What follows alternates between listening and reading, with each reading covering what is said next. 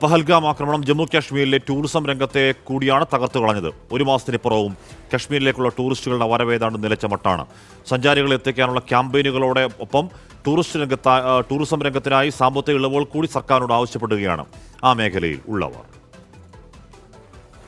പെട്ടെന്നൊരു ദിനം നിലച്ചുപോയ ടൂറിസം രംഗത്തിന്റെ പ്രതീകമാണ് ജമ്മു താവി റെയിൽവേ സ്റ്റേഷന് പുറത്ത് സഞ്ചാരികളെയും കാത്ത് ഇങ്ങനെ നിർത്തിയിട്ടിരിക്കുന്ന നൂറുകണക്കിന് ടൂറിസ്റ്റ് വാഹനങ്ങൾ. വേനൽ അവധിക്ക് കേരളത്തിൽ നിന്നടക്കം എണ്ണമറ്റ സഞ്ചാരികളാണ് ജമ്മു കാശ്മീരിലേക്ക് ഒഴുകിയെത്തിയത്. ഒരു ഘട്ടത്തിൽ സഞ്ചാരികളുടെ എണ്ണം കഴിഞ്ഞ വർഷത്തെ റെക്കോർഡ് കടക്കുമെന്ന് തോന്നിച്ചതാണ്. 2,35,00,000 സഞ്ചാരികളാണ് 2024 സംസ്ഥാനത്തേക്ക് എത്തിയത്. ഏതാണ്ട് 1 ലക്ഷത്തോളം വിദേശ സഞ്ചാരികളും ഇതിൽ ഉണ്ടായിരുന്നു. എല്ലാ കണക്കുകൂട്ടലും തെറ്റിച്ചാണ് ഏപ്രിൽ 22-ന് പെഹൽഗാമിനെ ഭീകരർ ചോരപ്പുഴയാക്കിയത്. ഒരൊറ്റ ദിനം കൊണ്ട് സഞ്ചാരികൾ ഭയക്കുന്ന ഇടമായി കശ്മീർ മാറി.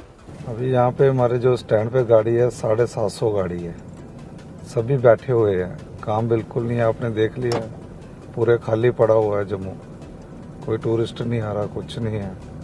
पूरी अपनी पहली बार लाइफ में देखा ऐसे, कभी ऐसे नहीं था. കോവിഡ് കാലത്തിന് സമാനമാണ് ഇന്നത്തെ ടൂറിസം രംഗം. ഹോട്ടലുകളിലൊന്നും കാര്യമായ ബുക്കിംഗ് ഇല്ല.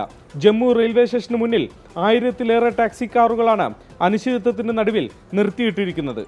कुछ दिनों के बाद वहाँ पर लोग टूरिस्ट आ रहे हैं और मैं ये कहूँगा टूरिस्ट जो हमारा है हिंदुस्तान का वो हमारी आन बान शान है और उसके लिए हम पूरी तरह से हर टाइम तैयार हैं कि वो आए और उनका स्वागत करें और उनको अपने साथ लेकर जाकर कोई भी जम्मू कश्मीर में आना चाहता है.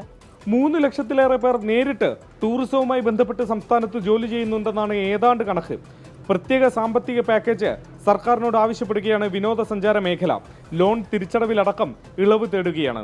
ചലോ കശ്മീർ പോലെ ടൂർ ഏജന്റുമാരുടെ സംഘടനയും ക്യാമ്പയിനുകൾ തുടങ്ങിയിട്ടുണ്ട്. ജമ്മു കാശ്മീർ പഴയ താളത്തിലേക്ക് എത്തുന്നതിൽ സഞ്ചാരികൾക്ക് വലിയ പ്രാധാന്യമുണ്ട്. വിനോദസഞ്ചാരികൾ കൂട്ടത്തോടെ എത്തുന്നത് കാത്തിരിക്കുകയാണ് കശ്മീരിലെ വിനോദസഞ്ചാര മേഖല. ജമ്മുവിൽ നിന്നും മോഹൻകുമാറിനൊപ്പം ശ്രീനാഥ് ചന്ദ്രൻ, 24.